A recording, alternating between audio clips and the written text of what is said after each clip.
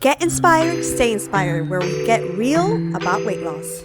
Dr. Marty, Dr. Donna, we are here today to talk about medical conditions that cause weight gain. And I'm glad that we're talking about this topic because this past week, I had a conversation with a person that I really wasn't happy with. And one of the reasons why is because I feel like people that are larger um, have this reputation of being lazy. And I was going head to head with this person because that's not always the case. You know, just because somebody's large doesn't mean that they are lazy. There's so many different factors that causes people to be large. When I was large, I was the very opposite of being lazy. I was so active that I didn't eat. So I gained and gained and gained. That's a very extreme, the opposite extreme of laziness.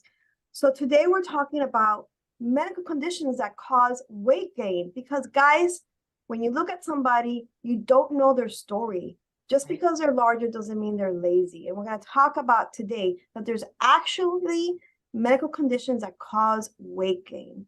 And so doctors, let's hit these medical conditions one by one. Let's really educate the people out there that we don't know people's story, and we don't know what they're walking with and what they're dealing with when they're larger, and even when they're super skinny as well. So we have to be really compassionate towards that. So let's hit the first medical condition. Number one, super common that we see in our office every single day, and it's hypothyroidism, right, docs? Yep. And this one is near and dear to my heart because about a couple years ago, actually right after COVID, for some reason I started gaining weight and gaining weight and gaining weight, and my numbers were normal, and I was gaining weight to the tune of like a couple pounds a week. And I'm like, okay, this is not normal. I know how to eat, you know. And I got to the heaviest I've ever been in my life. And finally, I found somebody that specializes in thyroid conditions and hormone conditions. And he was like, oh, yeah, your thyroid's not working. I was like, okay. So, and once that's regulated, you can lose the weight. So I think another thing that we need to talk about is that with all of these conditions, there's things you could do to get them under control to a great extent so that you can be at a healthy weight. Yeah, for sure. And it's a little bit more of a challenge than it would be for somebody that doesn't have them, but hope is not lost. You're not stuck like this forever. We deal with this every single day in the office. And, your thyroid medication, if you feel like you're still sluggish and you feel like you don't have any energy and you can't get your brain to focus, you might want to talk to a different doctor and have them check you out a little bit better. Because a lot of the thyroid stuff is how you're feeling, not necessarily how your numbers look from a blood draw. Would you agree with that, 100%. Dr. Donna? I agree 100%.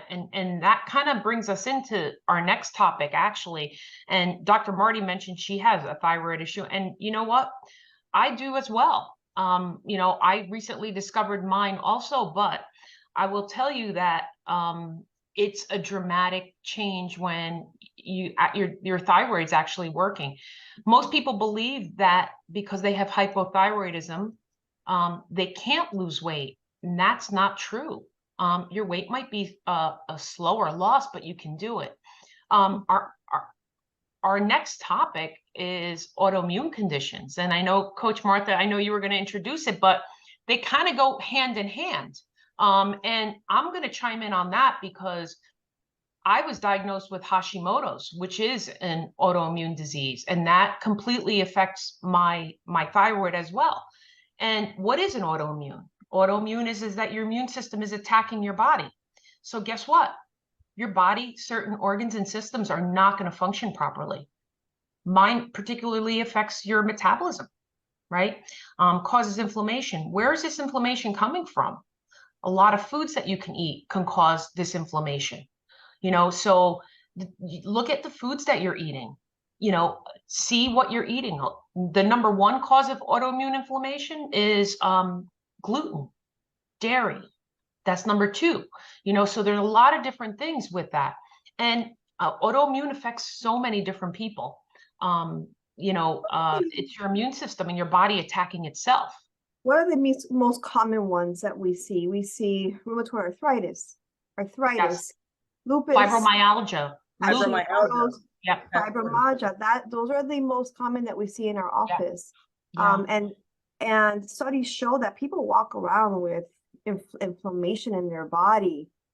And I mean, a huge portion of society, I think it's like what, 70% or something like that, that they're just walking around with inflammation in their body. And so that's just not good. Now, can we just go back 1 second with, I know I'm jumping back, but with the hypothyroidism, it's something important that you said, Dr. Marty, that, all your numbers were right. And with any of these medical conditions, there's nobody on earth that knows your body more than yourself. It's like Dr. Marty said, listen to your body. It's how you feel, what's your energy level. Like if somebody tells you that everything looks good, one time, a long time ago, Dr. Marty mentioned to me, it's not really about like if your numbers are within range, it's are they optimal? And it's so true. That was like life-changing for me personally, because we're so used to like looking at the bracket. Oh yeah, I'm within the bracket, but is it optimal? Right. And it's true. It's okay to get a second opinion, a third opinion, how many opinions you need to get in order to make sure that you are actually walking in an optimal health, right? Okay, number 3, we have insulin resistance. Another one that people walk around with all the time. Okay, so first of all, we have to explain a little bit about how insulin resistance happens and why it keeps you from losing weight.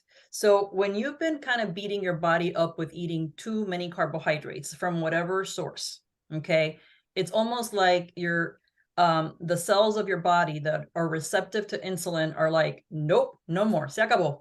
All right. Like they're, we are tired. We're not doing this anymore. We're going on strike. Yep. All right. And so you have all this extra insulin in your body, and it's impossible to burn through fat if you haven't burned through sugar first.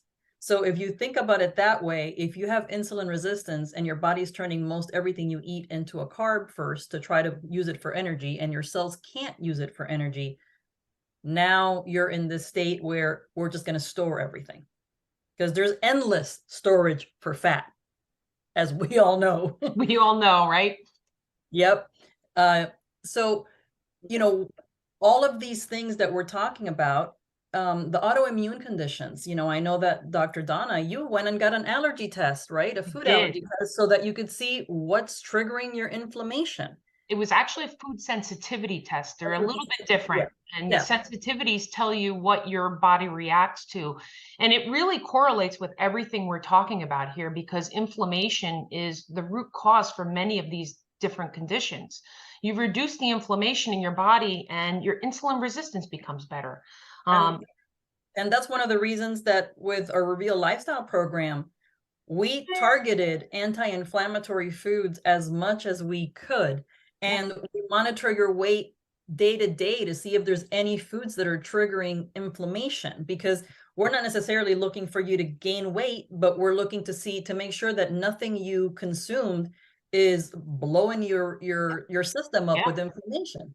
Right, or causing more inflammation. It's really interesting to see, and in my experience, and I'm sure both of you share the same experience, within the first 2 weeks of our Reveal program, many of our clients say, oh my goodness, my knees don't hurt. I can get up from the chair. My pain is not there anymore. I'm sleeping better. I'm not being woken up from pain. So these are small things, but big things. Those are huge things. Huge. Because it's about what we put in our bodies through food consumption, right? And also environmental around us. And so of course, when they start the program here and we have them start an anti-inflammatory meal plan, and it's also low glycemic, which is super great for insulin resistance, diabetic clients and for insulin resistance. It just makes sense that over a sudden, when you start feeding your body life instead of, inflammatory foods, then your body will respond to that. and almost immediately you'll start feeling it. Okay, number 4, guys, this is a big one. I will say like 99.9% of people that walk through our doors, right? Hormonal changes. Hormonal changes that come with aging. Anybody Yes. familiar with those? Is that a Yes, thing? I think most of the women are, but there's a population of men that are affected with this too. And we see those men struggling as well with The it. So belly ladies, fat. it's not just you, your husband's also. Yep. Yeah. And so hormonal changes that come with age are normal, yet sometimes not, right? There's different things also that you could do to optimize the hormonal changes that come with age. And nutrition is definitely one of them, because as all of us know, what worked when we were 22 sure as heck does not work now. Right? True. So that's the first thing, right? So you need to make sure that you're exercising optimally for your age, men and women. You need to make sure that nutritionally you are nourishing your body optimally for your age, men and women. And so, and if you don't know what that is, reach out to us because we can give you some guidance with that. If you're really, really struggling, go see a hormone specialist. Again, I will go back to, you should be feeling fantastic through every single stage of your life. There is no reason to be miserable in middle age, in older age. Like, there's always a point where you're going to feel your best and also look your best. And so you need to find those answers for yourself. And it's okay to do that. And it's okay to do that. And it's okay to do that. Do whatever it takes. Invest in your health. Invest in that optimal way of living, guys. And it's okay to do that. So there you have it, guys. The 4 medical conditions that can cause weight gain. There's a few more, I believe, but we wanted to give you the top 4, guys. Hypothyroidism, autoimmune disorders, hormonal changes, insulin resistance. So there you have it. If this helped you, if this video helped you, or you're like, yeah, that's me, and I need to do something about it, I don't feel optimal, I feel like I need to make a change, you need to reach out to us. We are here to help you. Our coaches are ready to coach you through all of this, guys. So do it, take advantage of it, invest in your health. We'll see you next time.